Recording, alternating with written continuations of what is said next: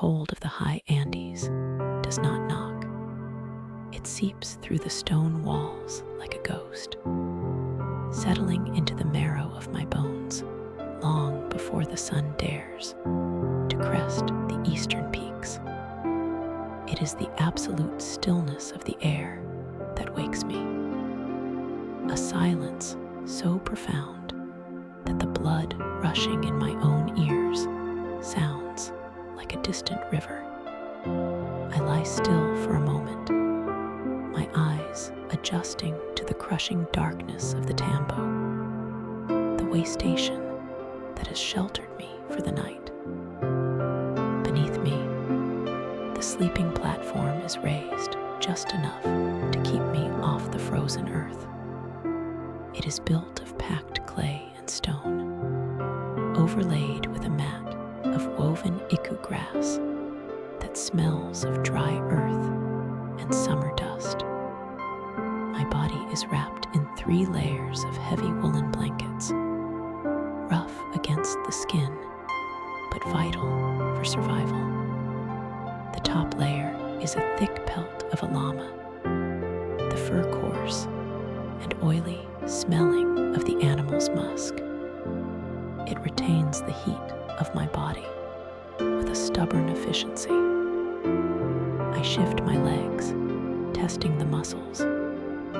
They are stiff, tight coils of rope waiting to be pulled taut. Yesterday, I ran the ascent from the lower valley, a climb that makes the lungs burn and the heart hammer against the ribs like a trapped bird. Today, my leg of the relay will take me across the high pampa, a stretch of the Quipu, the royal road, that sits so high the air is thin enough to make a lowland man faint simply by standing up. I push the heavy llama pelt aside. The cold air hits my skin instantly, a physical blow that tightens every pore. I sit up. The room is a single rectangular space, the architecture distinct and unyielding. The walls are fieldstone set in mortar, leaning slightly inward in the trapezoidal shape that honors the earth and withstands her tremors. The roof above is a thick thatch of yellow grass, tied down securely against the mountain winds that will surely rise by mid-morning. There is a faint glow from the corner of the room. The firekeeper, the Tambo Kamyok, is already awake. He is a silhouette against the small clay stove, blowing gently into the embers. The smell of burning dung and llama fat reaches me. It is a sharp, acrid scent, but to me, it smells like life. It smells like warmth. I swing my legs over the edge of the platform, and my bare feet touch the floor. The earth is packed so hard, it feels like polished stone, and it is freezing. I must dress quickly. My body is the property of the Sapa Inca, the unique one, and I must maintain it with the precision of a weapon. First, I reach for my wara. The breechcloth is made of cotton brought up from the coast, softer than the wool of the highlands. I wrap it tight around my hips, securing the fabric with a practiced knot. Next comes the umku. This is my tunic, the badge of my office. It is woven from the finest alpaca wool, dense and heavy.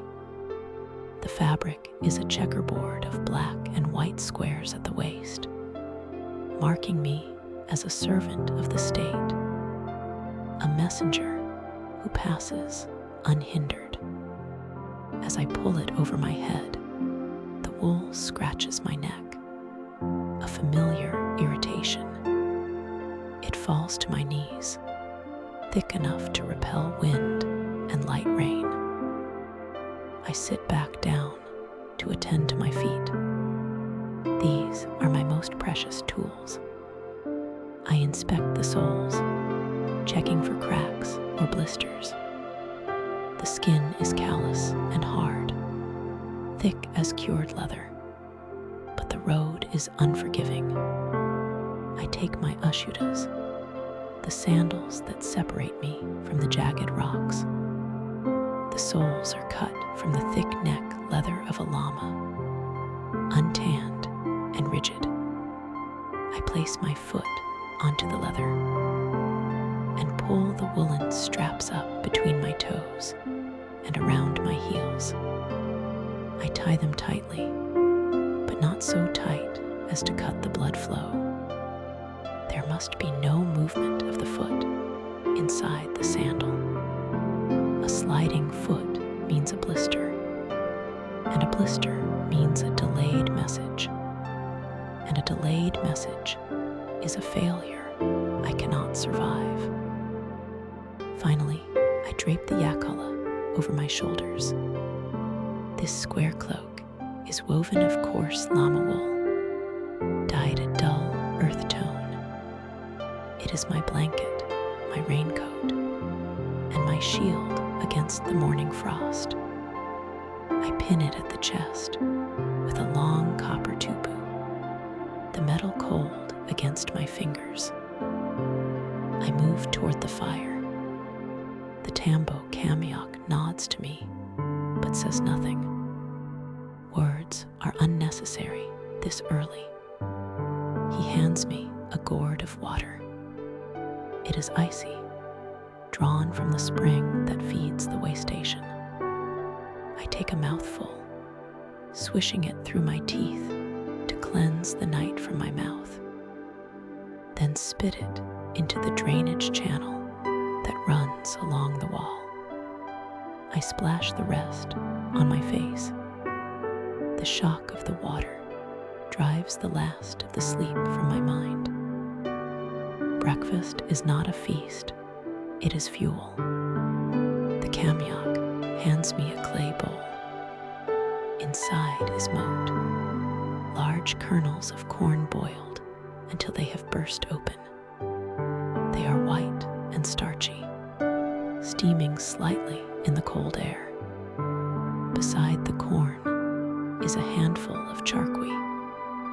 This is meat, llama or alpaca, that has been salted and dried in the freezing sun until it is as hard as wood. I take a strip and place it in my cheek, letting my saliva soften it before I begin to chew. It is salty and gamey, requiring strong jaws to break down. This is food that stays in the belly, releasing its energy slowly over the miles. There is also chunyo. These are potatoes that have been left out to freeze in the night and thaw in the sun, over and over, until all the moisture is stomped out of them. They are small, black, and light as stones. Soaked in the stew, they taste bitter and earthy, the taste of the soil itself. I eat quickly, efficiently. While I chew, I look at the other runner. He arrived late in the night, collapsing onto the platform while I slept. He is still asleep, buried under his furs. His chest rises and falls in a rhythm that tells me he ran hard. The message he carried is waiting for me. I finish the meal and wash it down with a bowl of chicha. It is a thick, fermented corn beer, but this batch is low in alcohol, meant for sustenance rather than intoxication. It is sour and yeasty, coating my throat with a heavy grit. the most important ritual begins. I reach into the woven pouch that hangs at my hip, my chaspa. It is beautifully decorated with patterns of pumas and condors. Inside are the dried green leaves of the coca plant, brought from the humid jungles of the eastern slopes. I take a handful of leaves, inspecting them for wholeness. I place them in my mouth, one by one, arranging them carefully between my cheek and gum. I do not chew them yet. I take a small pinch of lipta, a black ash made from burned quinoa stalks and lime, and add it to the leaves. The alkali bites the inside of my cheek, a sharp sting that signals the activation of the medicine. As the juices begin to flow, a numbness spreads through my mouth. The hunger in my belly fades. The fatigue in my legs dissolves. The cold air no longer feels hostile. It feels clear and bright. The coca connects me to the earth, opens my lungs, and hardens my spirit. I am no longer just a man. I am a Chasqui. I stand and walk to the storage niche in the wall. Hanging there is the quipu. This is the message I must carry. It consists of a thick primary cord from which hang dozens of pendant strings. They are made of cotton, dyed in various colors: red for war, yellow for gold, white for silver or peace. The strings are knotted in specific ways: figure 8 knots, long knots, single knots. The position of the knot on the string determines its numerical value: tens, hundreds, thousands.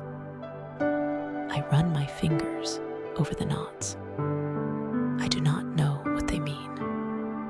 I am not a quipu, a keeper of the knots. I cannot read the data of the empire's taxes, the census of a distant village, or the count of soldiers moving to the border. My duty is transport, not interpretation. I treat the object with reverence. I coil the strings carefully, ensuring no knot is snagged, and place the quipu into the kipi, the carrying cloth on my back. Next, I take the purutu. It is a large conch shell, heavy and smooth, spiraling to a point. It has traveled hundreds of miles from the warm ocean to rest here in the clouds. I blow a short breath through it to clear any dust. This is my voice. With this, I will announce my arrival to the next runner, miles before he can see my face. I step out of the tambo. The world outside is gray and blue. The sun has not yet crested the mountains, but the sky is lightening, turning the color of bruised steel. The air is so crisp it feels brittle, as if it might shatter. The ground is covered in frost, a glittering skin over the hard-packed earth, and the coarse iku grass that grows in clumps between the rocks. I stand on the road. The Quihapak Nan stretches out before me, a ribbon of engineering that defies nature. Here, at this altitude, the road is paved with heavy flagstones, fitted together so perfectly that not even a blade of grass can grow between them. It is 5 paces wide, bordered by low stone walls to mark the path through the snow. Ahead, the road rises sharply, cutting a straight line up the face of the mountain. We do not use switchbacks unless the terrain makes a straight line impossible. The Inca road conquers the mountain. It does not bargain with it. I look up at the peaks surrounding me. They are the apis, the mountain spirits, towering and white-capped, watching over the small lives of men. I bring my hand to my mouth, blowing a kiss to the highest peak, offering the essence of the coca leaves to the spirit. Apu Osengate, I whisper, my breath forming a cloud. Grant me your strength. Let my feet be light. Let my breath be deep. I adjust the weight of the pack. It is light, holding only the quipu and a small amount of food. But over 20 miles, even a feather gains weight. I tighten the strap of my sandals one last time. The transition from stillness to motion is explosive. I do not start with a jog. I launch myself forward. The first step strikes the stone pavement, the leather sole gripping the frost. My body falls into the forward lean, letting gravity pull me while my legs work to keep up. The first mile is always a negotiation with the body. The cold air rushes into my lungs, burning the throat. My nose runs, and I wipe it on the back of my hand without breaking stride. The coca begins to work in earnest now. The numbness in my mouth, translating to a dulling of pain in my muscles. My heart rate rises, a steady, powerful thumping that I can feel in my neck. I focus on the road. The stones are uneven, some raised by the frost, others sunken. I must read the surface like a scholar reads a tapestry. My eyes scan 3 paces ahead. Step, step, breathe. Step, step, breathe. The rhythm is hypnotic. The valley below is a sea of mist. I am running above the clouds. As the sun finally breaches the eastern range, the light hits the snow-capped peaks with a blinding brilliance. The gray world suddenly ignites into gold and white. The warmth of the sun is faint, but the light is encouraging. I approach a steep incline. The paved road gives way to stairs. These are not the shallow steps of a house, but tall, steep blocks of stone cut directly into the living rock. I shift my gait. I do not run up the stairs, I bound. I drive my knees high, pushing off the ball of my foot. My quadriceps burn, a fire that the coca keeps at bay. 100 steps, 200 steps. The air is thinner here, and I must force it into my lungs, expanding my chest until the ribs ache. At the top of the ridge, the wind hits me. It is a gale, screaming across the unprotected saddle of the mountain. It carries ice crystals that sting my face like sand. I pull my chin down into my tunic, squinting my eyes against the assault. The wind tries to push me back, but I lean into it, cutting a path through the turbulence. I am alone here. There are no villages, no herds of alpacas, no condors. Just the rock, the ice,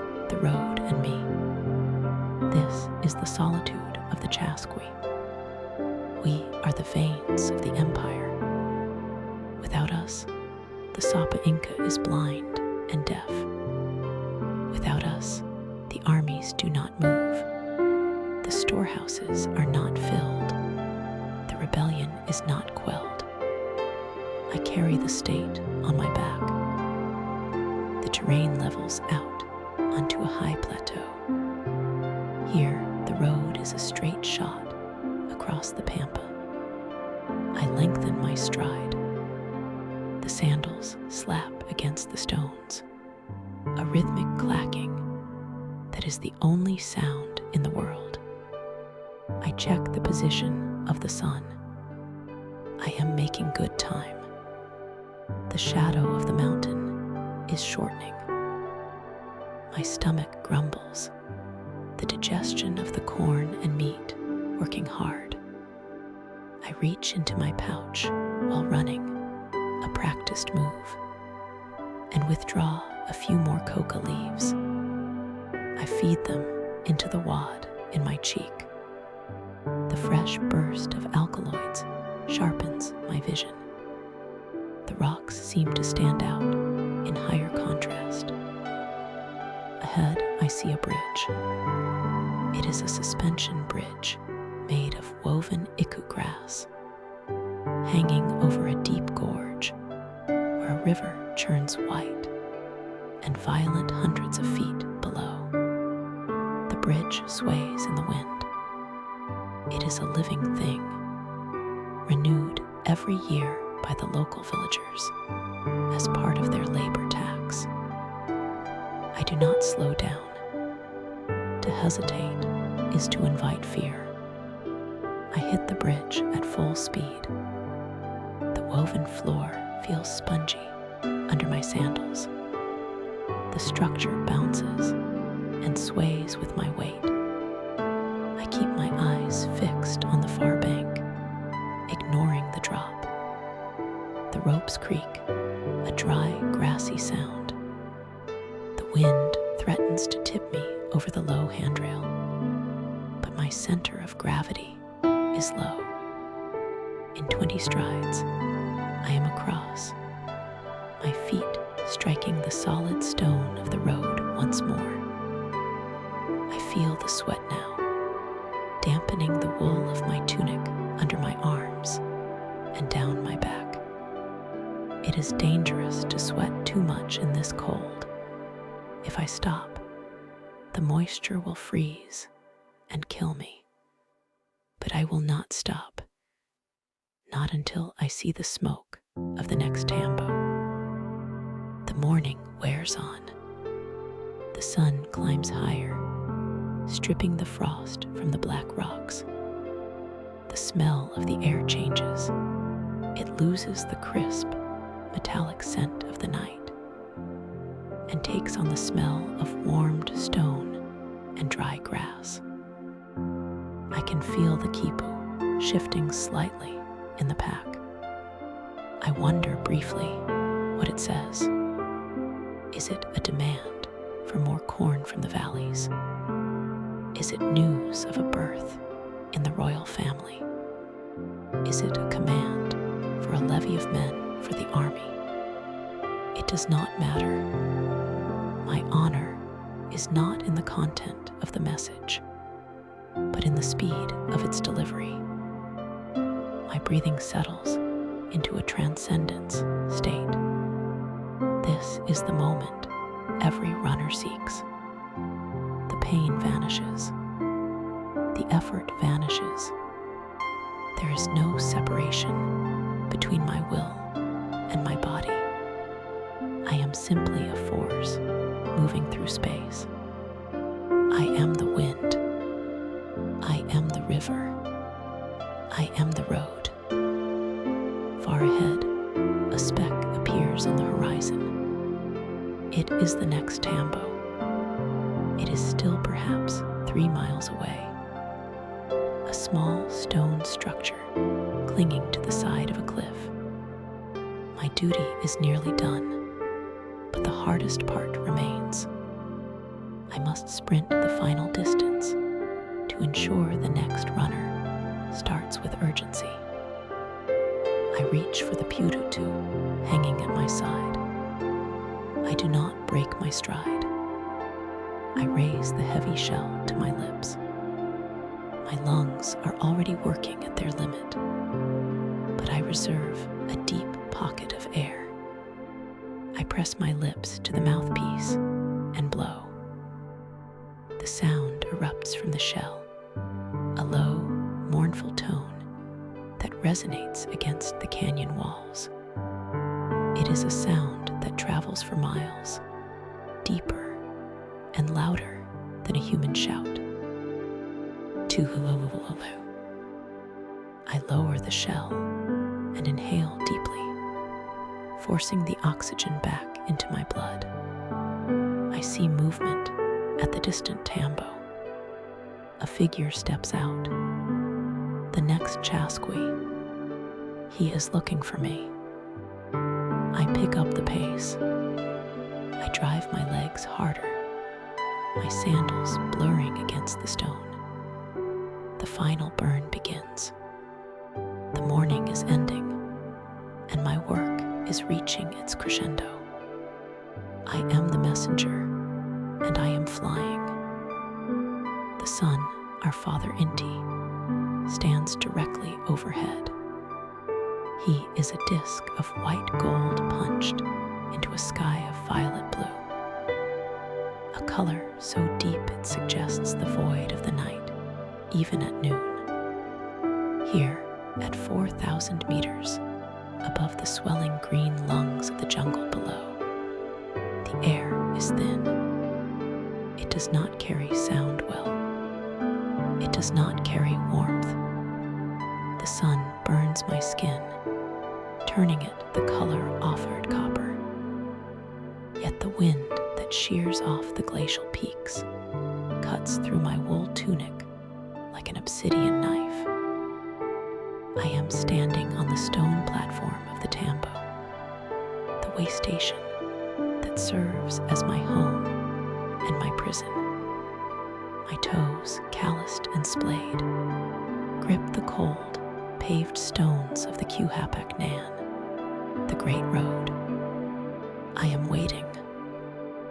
My eyes scan the ribbon of white limestone that winds around the shoulder of the mountain to the south. The road is a miracle of geometry, a testament to the engineers who tamed the chaotic spine of the world. It clings to the precipice, bolstered by retaining walls of fitted stone that have not shifted a finger width since they were laid. I reach into the woven chuspa bag hanging at my hip. My fingers brush against the dry, brittle leaves of the coca plant. I select 3 leaves, stacking them carefully, and place a small pinch of lipta, the lime ash, in the center. I roll them into a tight quill and tuck it into the pouch of my cheek. As the saliva softens the leaves, the bitter, numbing juice begins to flow. It is the blood of the earth. It silences the hunger in my belly. It dulls the ache in my calves. It opens the lungs so they may pull more life from this thin air. Then I hear it. It is not a sound of nature. It is not the scream of the hawk or the whistle of the wind through the iku grass. It is a low, mournful vibration that resonates in the chest before it registers in the ear.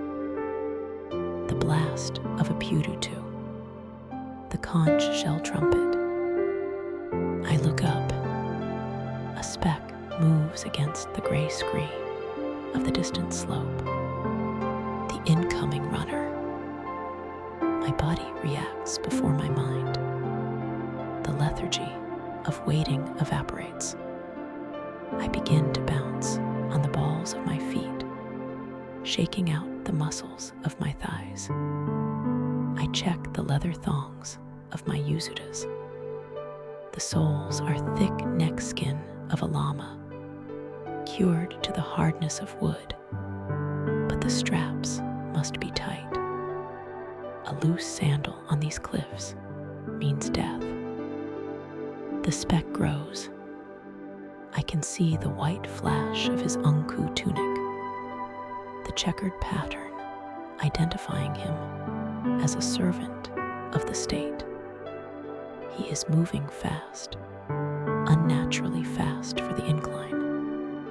He is sprinting the final leg of his duty. I step onto the road. I take a deep breath, filling my chest until my ribs strain against the wool. I must match his speed. The transfer cannot be a stop. The word of the Sapa Inca does not stop. He rounds the final bend, his face a mask of agony. His mouth is open, gasping, sucking at the vacuum. Sweat has washed clean tracks through the dust on his cheeks. I start to run, not at full speed, but pacing myself to intercept him. Chasqui, he chokes out. I fall in beside him, matching his stride. We are shoulder to shoulder, our sandals slapping the stone in unison. Receive, he gasps. He thrusts his hand out. In it, he clutches the quipu. It is a bundle of colored strings made of spun alpaca wool, hanging from a main cord. I grab the main cord, feeling the coarse texture of the fiber. It is warm from his sweat.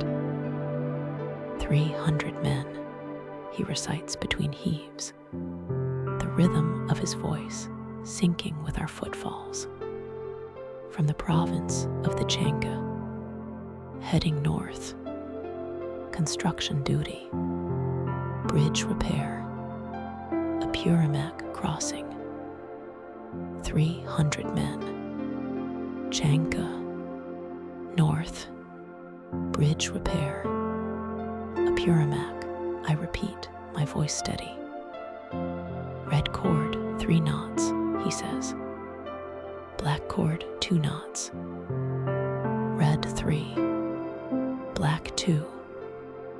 He stops. I do not. The moment the quipu leaves his hand and the message settles in my mind, I explode forward. The transition is violent.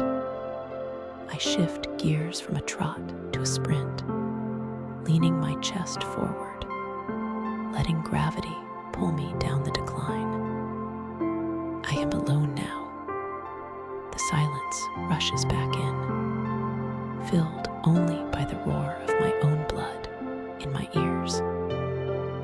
I hold the quipu tight in my right hand, pressing it against my chest. The knots are hard little pebbles against my palm. This is not just string.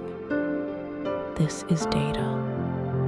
This is the administration of an empire. The red cord signifies the warriors or laborers. The knots denote the numbers. The position of the knots tells me if it is tens, hundreds, or thousands. I run my thumb over them as I move, memorizing the tactile sensation. If I forget the words, my fingers must remember the shape of the numbers. The road ahead is treacherous. It dips sharply into a ravine. The engineers cut steps here, hundreds of them, carving directly into the living bedrock. Running downstairs is harder than running up. The impact shocks the skeletal frame. I focus on the placement of my feet.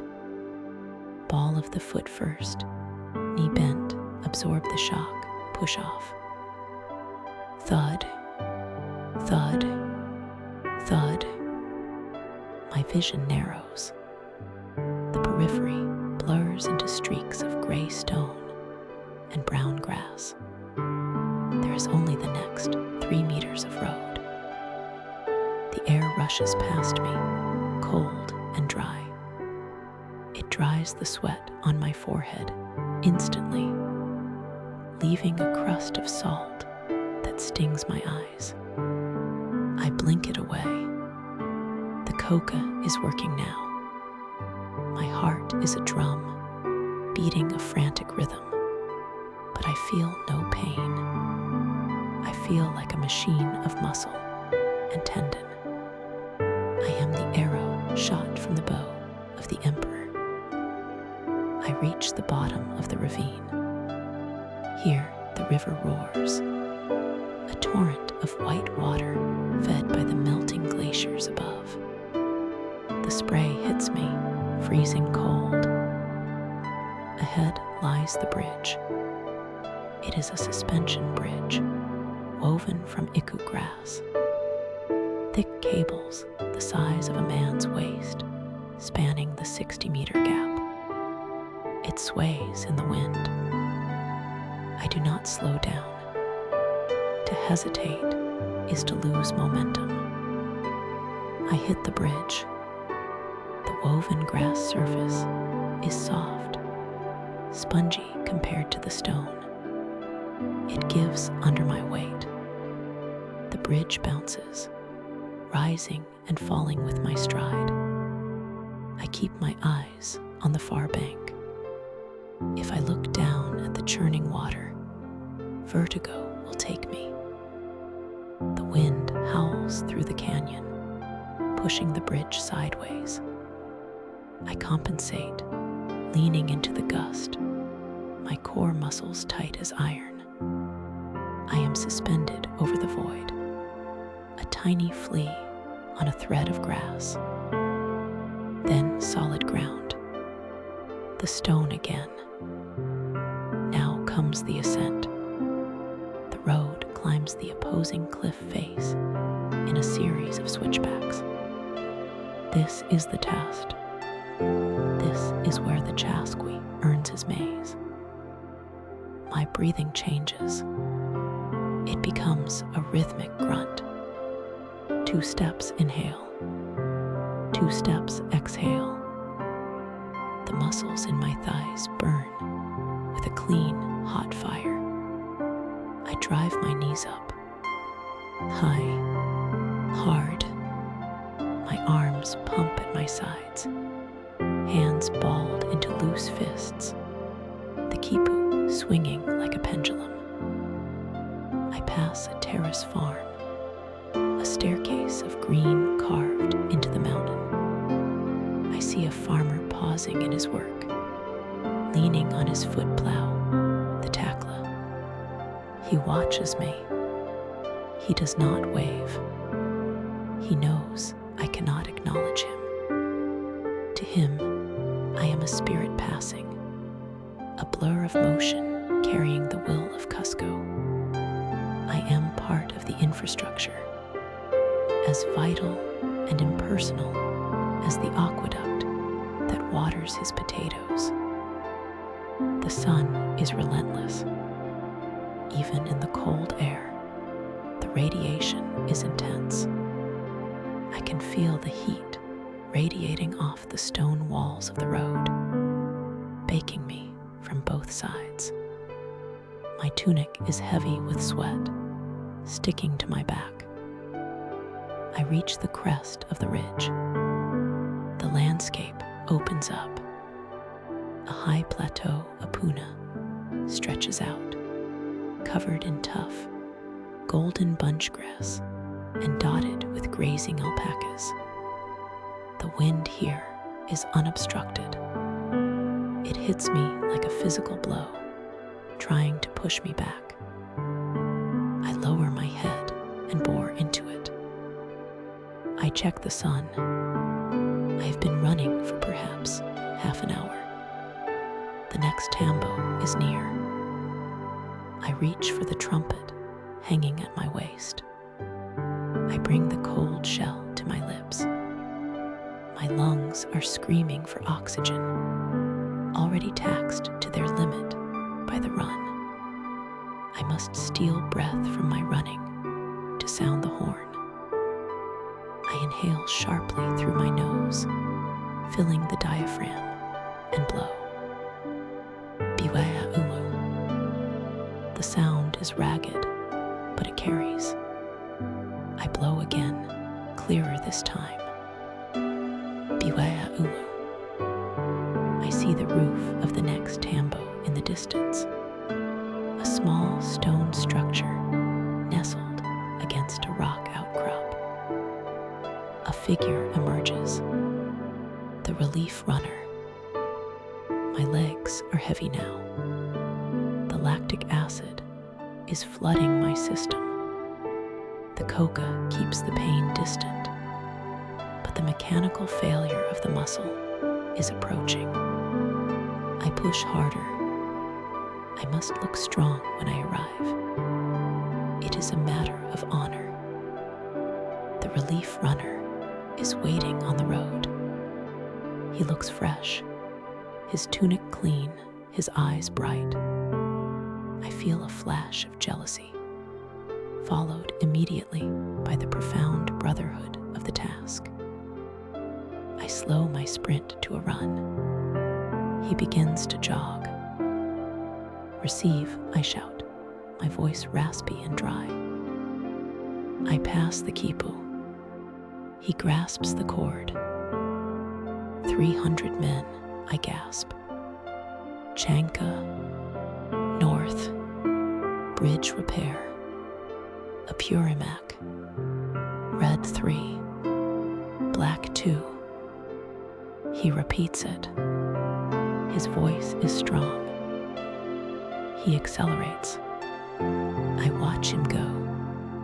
He flies away from me, possessing the energy I had an hour ago. He becomes the arrow.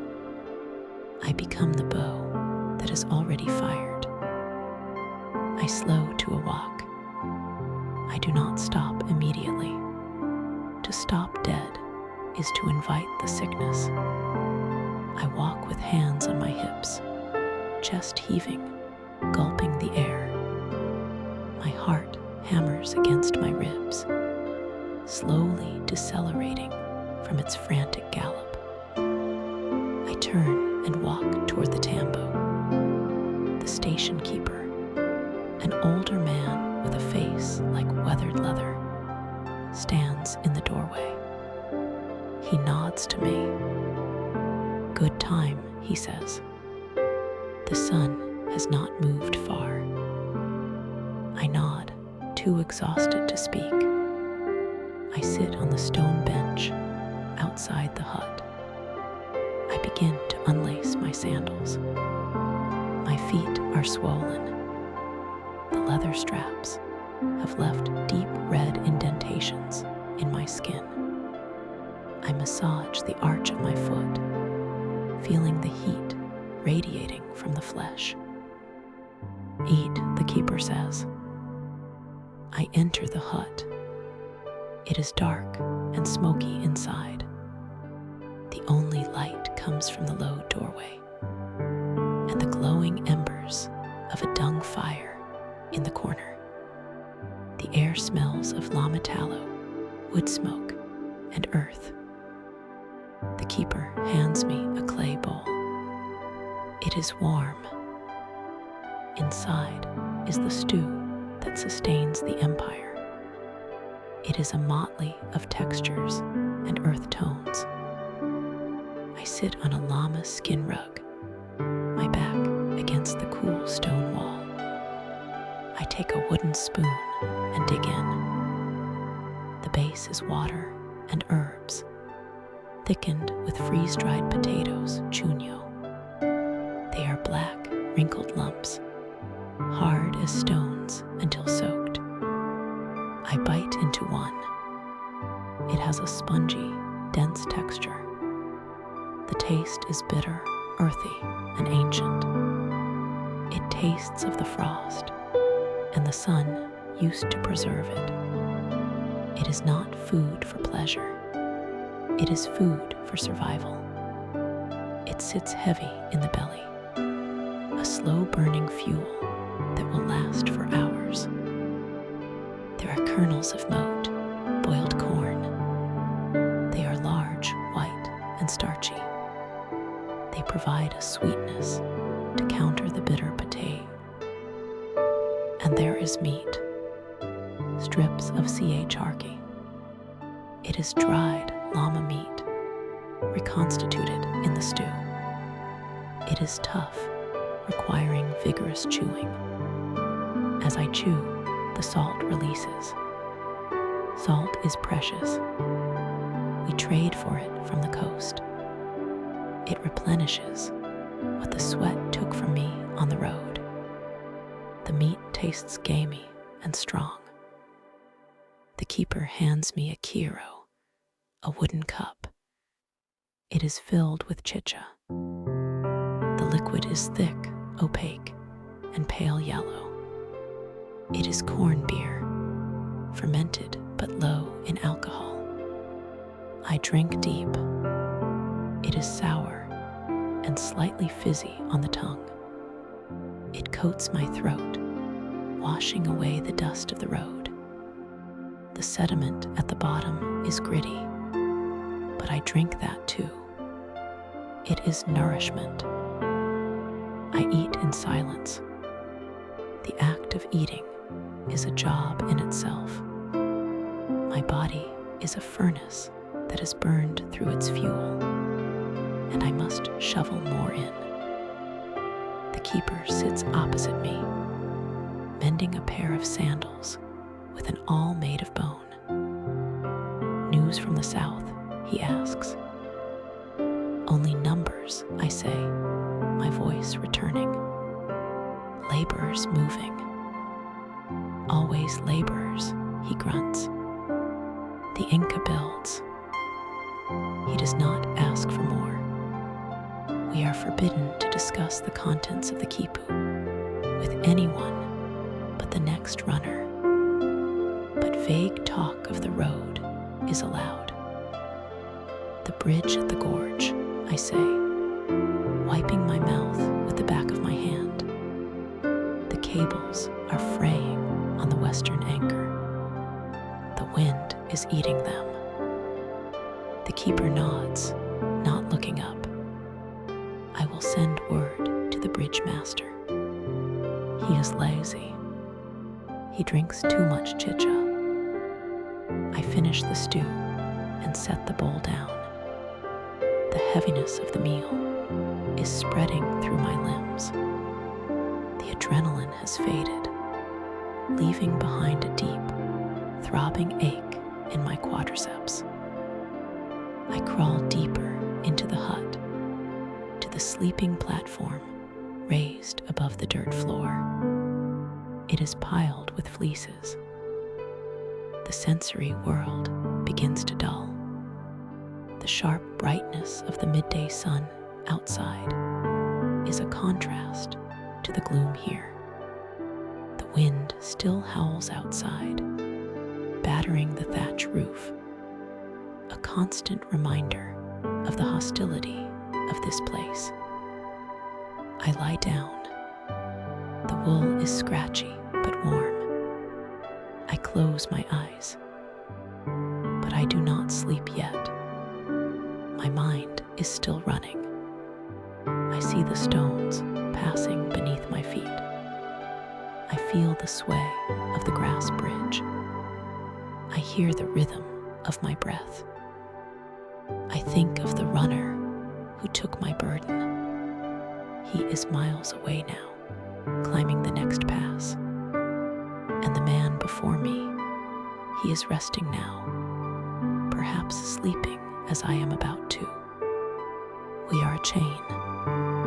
We are the nerves of the Sapa Inca. Without us, the arm does not know what the hand is doing. I reach for my chuspa bag again. I take a single leaf of coca and place it on the stone beside my head, an offering to Pachamama, the Earth Mother. For the safe passage, I whisper. I listen to the wind. It sounds like the breath of the mountains. It is a lonely sound, but I am not lonely. I am part of the road, and the road never ends.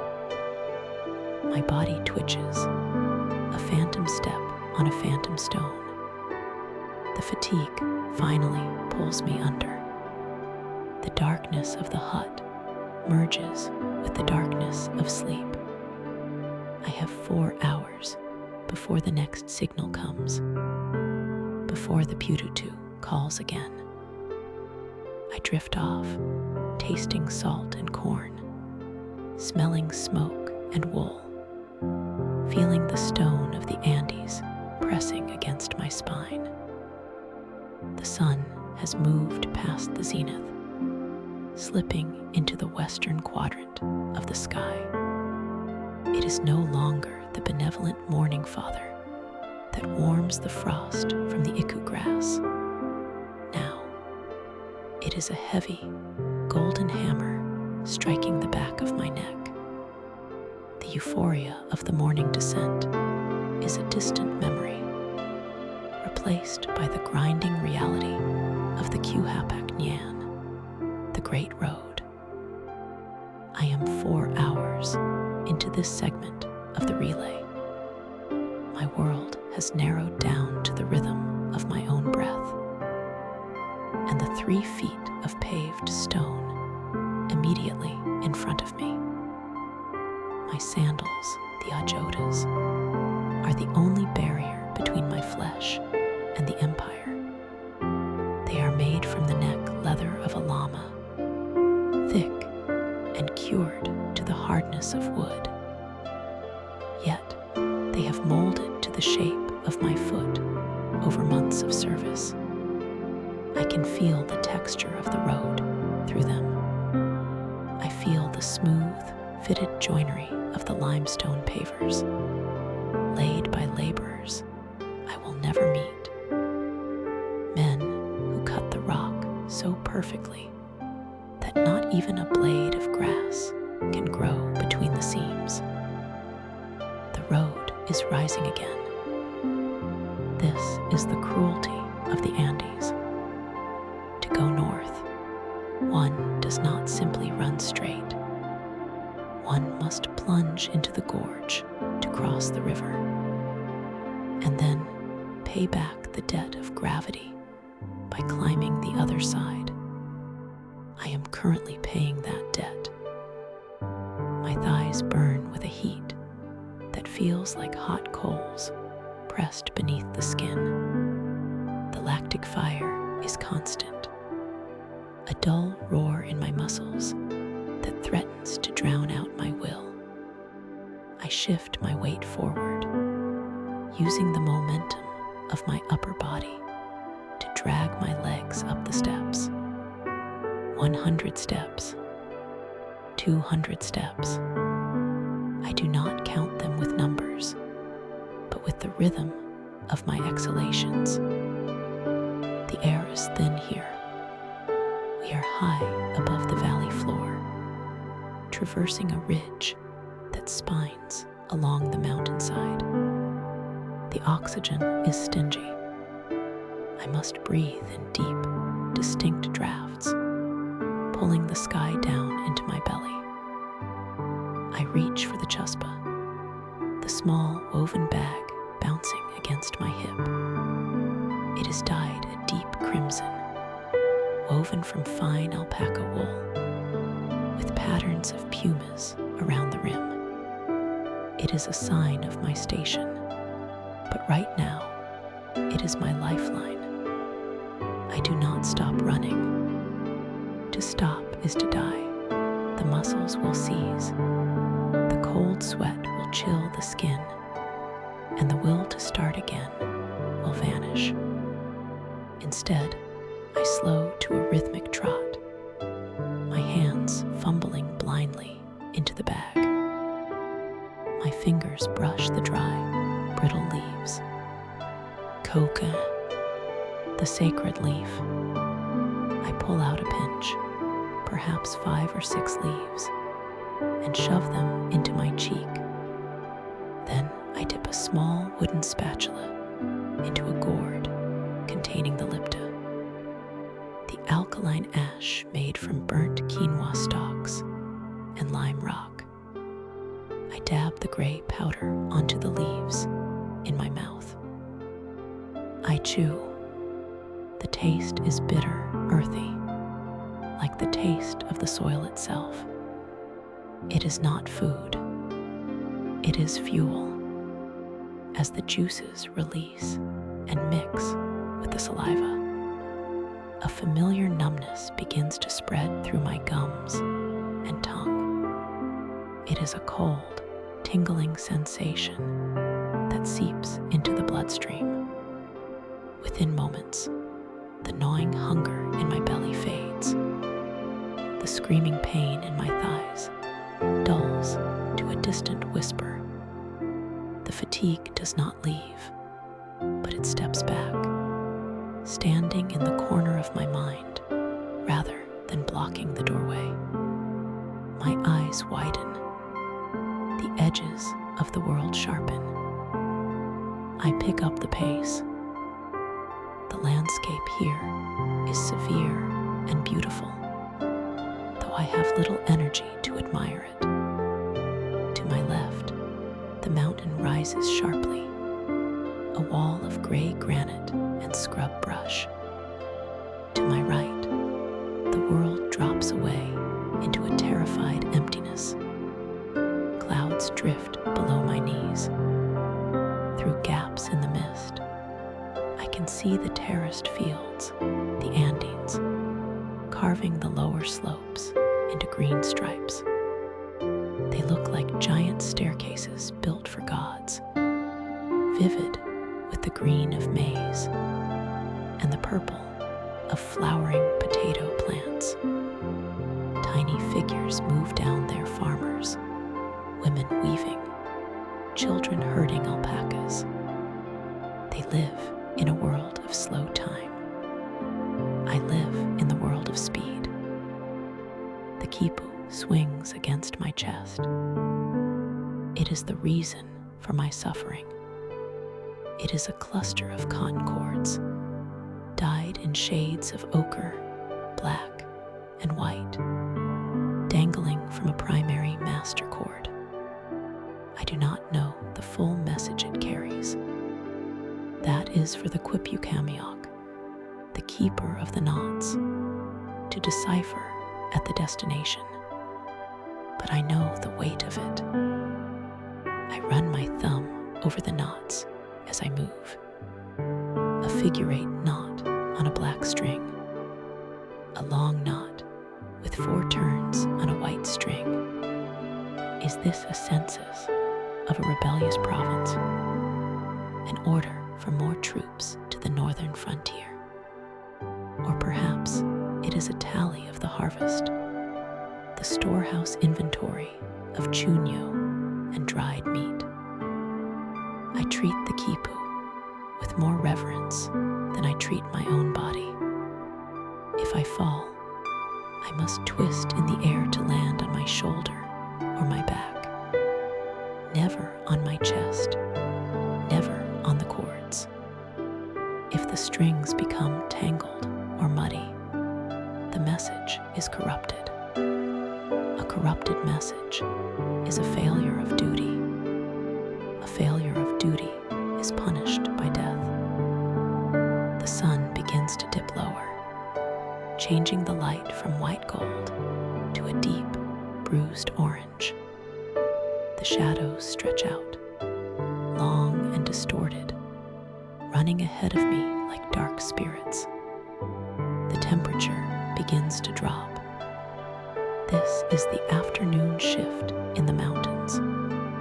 One moment you are baking in the radiation of the sun, and the next, the wind shifts, blowing off the glaciers, and the sweat freezes on your skin. I pull the edges of my unku, my checkerboard tunic, tighter around my frame, though it it does little to stop the wind. The unku is heavy with salt and dust.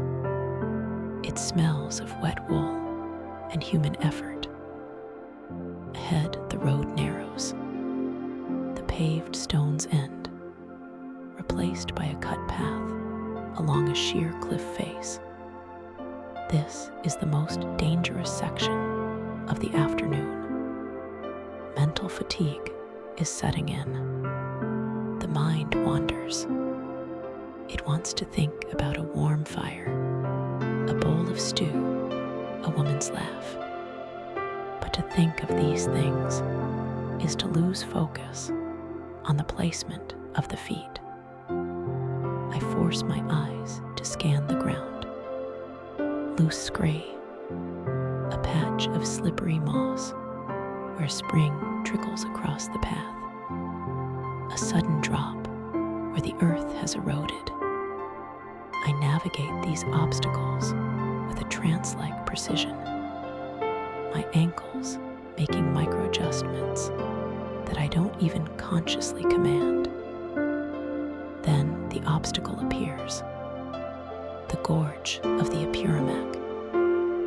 The river is a silver snake raging thousands of feet below, its roar audible even from this height. Spanning the void is the bridge, the Chasqui, the woven bridge. It hangs like a hammock across the canyon, a masterpiece of iku grass twisted into ropes as thick as a man's thigh. It dips low in the center, swaying gently in the updraft from the river. I slow down. This requires a different kind of strength. I step onto the stone abutment, the massive masonry blocks that anchor the bridge to the mountain. I bow my head briefly to the Huaca, the sacred shrine at the bridge entrance, offering a silent prayer to the spirits of the canyon. Then I step onto the grass cables. The structure feels alive. It breathes under my weight. The woven floor is spongy, giving way slightly with each step. The handrails, thick cables of braided grass, are waist high.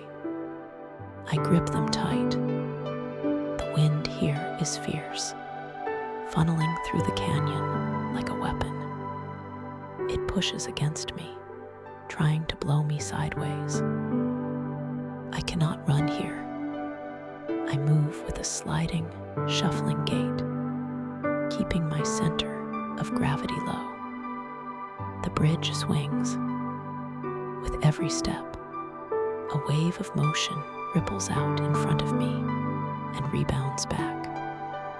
I must time my movement with the sway of the bridge. I look down.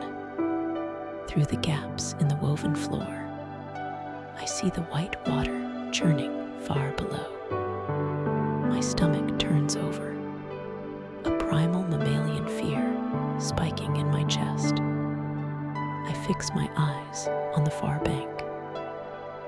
Halfway across, the wind gusts and the bridge tilts. I freeze, crouching low, gripping the cables until my knuckles are white. The grass rope smells of dry straw and dust. The sound of the wind screaming through the cables is a high-pitched whine, like a crying child.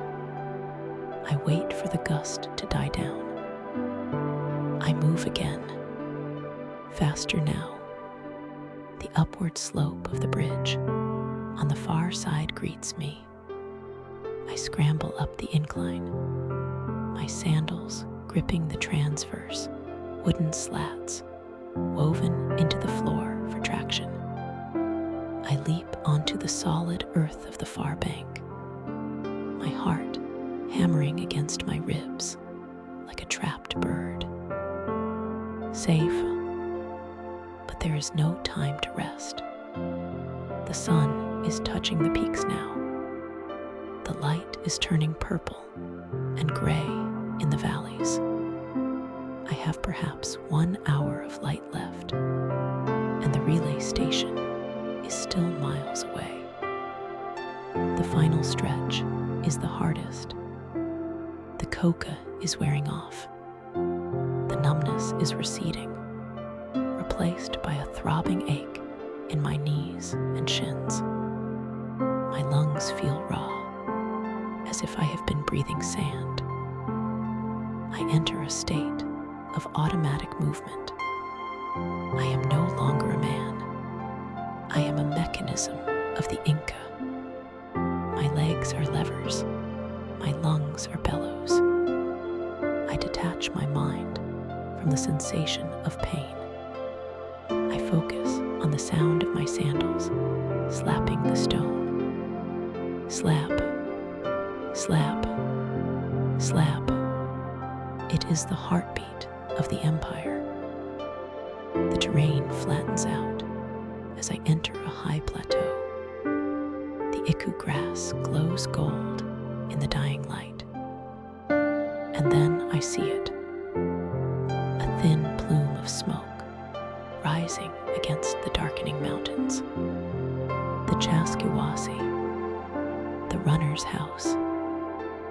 It is a small stone structure, humble, thatched with grass, indistinguishable from a peasant's hut save for its location on the royal road. But to me, it is a palace. I reach for the pututu, the conch shell that hangs at my waist. I raise it to my cracked lips. My lungs are empty, but I find a reserve of air deep in my diaphragm. I blow.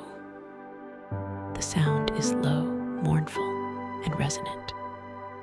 It is a deep vibration that carries for miles in the thin air. It is the voice of the sea, brought to the top of the world. Hu-alulu. I see movement at the hut. A figure emerges. The relief runner. He is fresh. I can see it in the way he stands, bouncing on the balls of his feet, eager, full of stored energy. He wears the white crest on his head. He is watching me. I do not slow down yet. I must maintain speed until the very last moment. The transfer must be seamless. As I close the distance, I begin to shout. I am not shouting nonsense. I am shouting the verbal message that accompanies the quipu. The knots hold the data, but the words hold the context.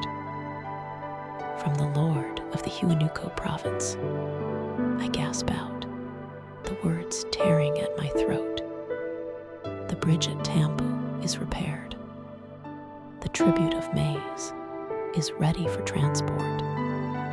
10,000 units. 10,000. The relief runner begins to jog alongside me. He falls into my rhythm, matching my stride. For 10 seconds, we are mirrors of each other, running shoulder to shoulder in the twilight. The bridge at Tampu is repaired. He repeats back to me, his voice strong and clear. Tribute of maize. 10,000 units. Yes, I croak. I unclasp the quipu from my chest. In one fluid motion, I pass the bundle of knotted strings into his waiting hand. The transfer is physical, tactile. I feel the roughness of his calloused palm against mine. Run, brother, I gasp. He accelerates. He explodes forward with a burst of speed that I remember having this morning, but possess no longer. He pulls away from me, his fresh legs devouring the ground. I stop. The cessation of movement is a shock to the system. My legs buckle. I do not sit, I collapse. I fall onto the grass by the side of the road, my chest heaving violently. The world spins. The sky, now a deep indigo, wheels overhead. I hear the sound of his sandals fading into the distance. Slap, slap, slap, then silence.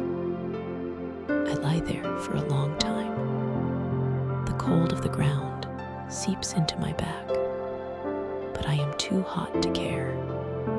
Steam rises from my tunic. I smell my own sweat, acrid and metallic. A shadow falls over me. It is the keeper of the tambo, the man who maintains the station.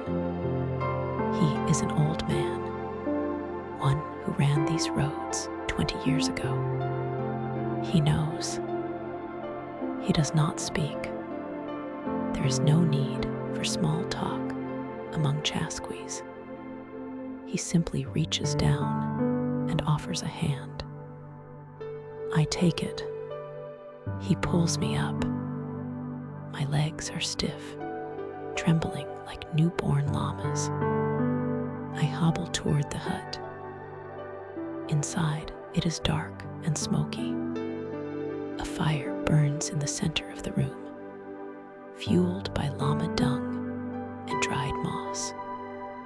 It smells pungent and earthy. The heat hits me like a physical embrace. I sit on a pile of llama skins near the fire. The old man hands me a clay bowl. It contains moat-boiled corn kernels and a piece of Chasqui, dried alpaca meat. It is simple food, tough and salty. But as I chew, the saliva flooding my mouth, it tastes like the finest feast in Cusco. I stare into the fire. My body is broken, drained of every ounce of vitality. My feet throb in time with the flickering flames. But as I chew the tough meat, a quiet satisfaction settles in my chest. The message is moving. The quipu is traveling through the dark now, carried by fresh legs, flying over ridges and under the stars. It will reach the capital. The Inca will know. The empire holds together because I ran. I lean back against the stone wall, the rough texture scratching my scalp. The firelight dances in my eyes. The adrenaline fades, leaving behind a heavy, narcotic sleepiness. Outside, the wind howls, searching for the warmth I have found. But the stone walls are thick. I close my eyes. My shift is done. The sun, Inti, has begun his final descent behind the jagged silhouette of the western peaks. The light, once a blinding white that bleached the color from the stones, now deepens into a bruised purple and gold. The temperature drops with a sudden, violent swiftness. In these high altitudes, the heat of the day does not linger. It vanishes the moment the sun looks away. My legs move with a rhythm that has become separate from my conscious thought. Step, breath, step, breath. The air is thin here, so thin that a man from the coast would be gasping like a landed fish. But my lungs are expansive, barrel-chested, and trained from birth to pull vitality from this scarcity. I can feel the sweat freezing on my forehead, a rim of rime forming along my hairline. Ahead, the road stretches out like a pale ribbon. The Quipu Nan, the Great Road, is not merely a path. It is the spine of the world. Under my sandals, the paving stones are fitted with such precision that not even the blade of a knife could slip between them. I feel the texture of the rock through the thick calluses of my soles and the leather of my footwear. It is a reassuring solidity. I reach for the conch shell, the pututu, hanging at my waist. The cold ceramic surface of the shell bites my fingers.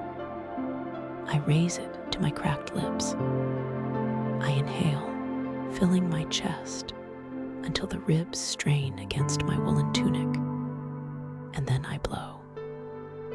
The sound is a low, mournful vibration that resonates in the hollow of my skull before bursting outward. It is a deep, earthen tone that rolls down the valley, echoing off the granite walls. It is the voice of the state, announcing that news is coming, that the Inca's will is in motion. In the distance, a tiny figure detaches itself from the stone structure, waiting ahead. The relief runner. He is awake. He is ready. I push for the final sprint. My quadriceps burn with a familiar, dull fire. The heavy bag on my back, the kippy, bumps rhythmically against my spine. Inside it are a few parcels, dried fish from the coast, wrapped in leaves, perhaps, or rare feathers from the jungle. But the true weight I carry is in the quipu hanging from my belt. I close the distance. The tambo, the way station, looms larger. It is a sturdy structure of fieldstone and mortar, thatched with thick iku grass that overhangs the eaves to shed the heavy mountain rains. Smoke drifts from the ventilation gaps near the roof, carrying the scent of burning llama dung and wood, a smell that promises warmth. The relief runner stands in the middle of the road, his chest heaving slightly in anticipation. He is young, perhaps 2 summers younger than I, his eyes wide and alert. I do not stop gradually. I halt mere paces from him, the momentum shuddering through my frame. Quickly, I gasp, the words forming clouds of steam. I begin the recitation. It is a message from the governor of the northern province regarding the harvest of maize and the movement of a labor tax unit. I speak the words in a rhythmic cadence, exactly as they were spoken to me. I must not change a syllable. The listener nods, his lips moving silently, mirroring my words to memorize them instantly. Then I unclip the quipu from my belt. The primary cord is thick, twisted from brown cotton. Hanging from it are dozens of pendant strings, some knotted, some colored with red dye, others white or black. I pass the knots into his hands. His fingers brush mine, his are warm. Mine are stiff with cold. He runs his thumb over the knots, verifying the count I have just spoken. It is done. Run, I command. He turns and sprints southward, vanishing into the gathering gloom. I watch him for a heartbeat, seeing my own labor continue in his body. The message does not sleep. Now the silence rushes back in. The adrenaline that fueled my limbs for the last 4 hours begins to drain away, leaving behind a heavy, leaden fatigue. I turn toward the open trapezoidal doorway of the tambo. Crossing the threshold is like entering a different world. The wind dies instantly. The air inside is thick, hazy with smoke, and smells of unwashed wool, dried meat, and earth. It is dark, save for the orange glow of the clay stove in the corner, and a single tallow lamp placed in a niche in the wall. The tambo keeper, the Kamyok, looks up from the fire. He is an older man, his face weathered like the bark of the quenwa tree, wearing a tunic of simple, undyed alpaca wool. He nods to me, a gesture of respect. As a Chasqui, I serve the Sapa Inca directly. I am not a common porter. I have status here. I welcome you, runner, he says. His voice is raspy. I nod back, too tired for formal pleasantries. I move to the stone bench that runs along the wall. It is covered with a few layers of llama pelt. I sink onto it, and the relief is physical. A wave of loosening tension that starts at my neck and rolls down to my ankles. First the feet, always the feet. I reach down and untie the leather thongs of my Yuzuta sandals. The leather is stiff and cold. I pry them off. My feet are broad, the skin on the soles thick and yellowed, hard as wood. I inspect them in the dim light. There is a raw spot near the little toe of my left foot, a place where the strap rubbed wrong during the steep descent 3 hours ago. I prod it. It is tender, but not bleeding. I will need to grease it. The Kamyok approaches, holding a wooden kiro, a drinking cup. Drink, he says. It is fresh. I take the cup. It is filled with chicha, the fermented maize beer. The liquid is thick, opaque, and cool. I take a long swallow. The taste is sour and yeasty, with the deep sweetness of the corn underneath. It coats my throat, washing away the dust of the road. I drink until the cup is empty, feeling the alcohol settle warmly in my empty stomach. Is there meat? I ask. The keeper nods and returns to the fire. He ladles food into a shallow ceramic bowl. I watch him. The room is not empty. In the far corner, huddled under heavy blankets, are 2 men. They are not runners. By the style of their woven caps, they are likely masonry specialists traveling to the capital, Cusco, to work on a temple.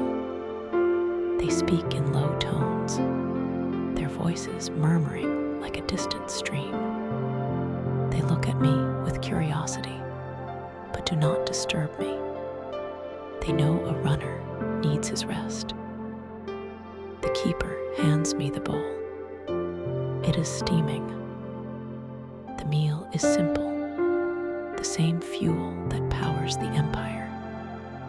In the broth floats chuño, potatoes that have been left out to freeze in the night frost, then stomped to squeeze out the water, and dried in the sun until they are light as stones. Rehydrated now in the stew, they are chewy, possessing a distinct, earthy bitterness that I have loved since childhood. There are strips of chasqui, dried llama meat, that has softened in the boiling water, but still requires vigorous chewing. It is salty and rich. I eat with my fingers, scooping the chunks into my mouth, drinking the spicy broth directly from the bowl.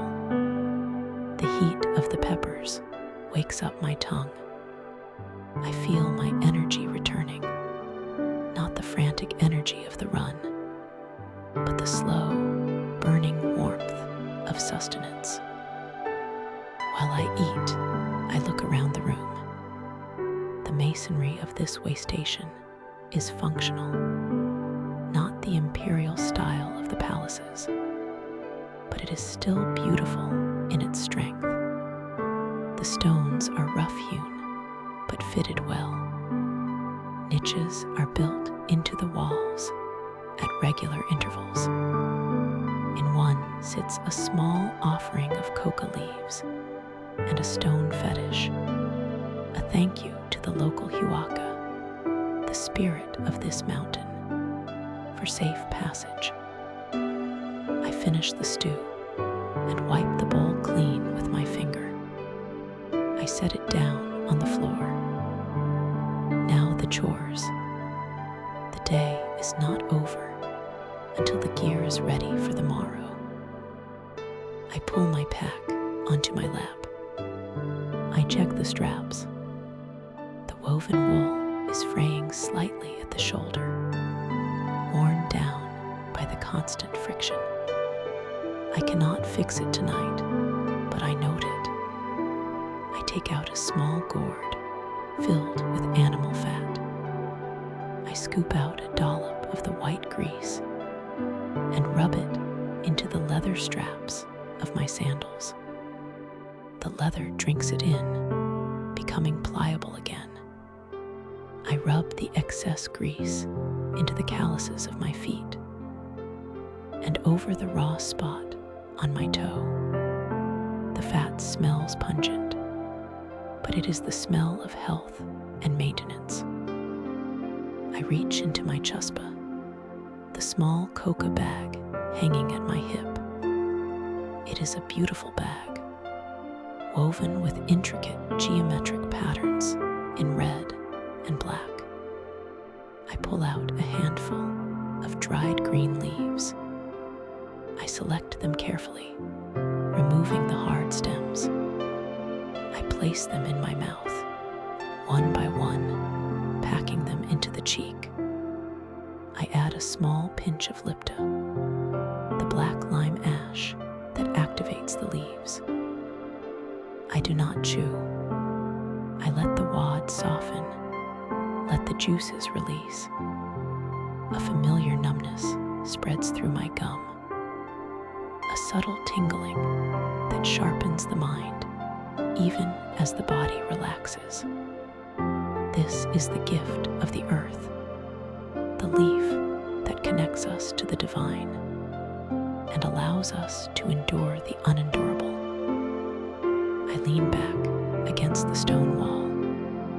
The kamyok is tending to the fire, stacking dried dung cakes to keep the embers alive through the night. Any news from the south? I ask him. My voice sounds loud in the quiet room. The keeper pauses. A caravan passed 2 days ago. They say the bridge across the Apurimac is sagging. One of the main cables is fraying. The engineers are already there, weaving a new one. I nod. The grass bridges are living things. They must be remade constantly. It is good to know. If I am sent south tomorrow, I will have to be careful on the crossing. The masons in the corner have stopped talking. One is already snoring, a soft, rhythmic rasp. I feel the weariness pulling at my eyelids. It is a heavy, sweet sensation. I stand up, my legs stiff, and move toward the sleeping platform. It is a raised section of the floor, covered in thick layers of iku grass and piled with alpaca skins. I do not remove my tunic. The night will be bitterly cold, perhaps dropping well below freezing. The stone walls hold some heat, but not enough. I wrap my cloak tight around me. I take the heavy woolen blanket provided by the way station, a textile woven with the checkerboard pattern of the military, and pull it up to my chin. The wool is scratchy against my neck, but it traps my body heat instantly. I curl onto my side, drawing my knees up to my chest to conserve warmth. Through the ventilation gap in the roof, I can see a slice of the sky. The clouds have cleared. The stars are burning with an intensity that hurts the eyes.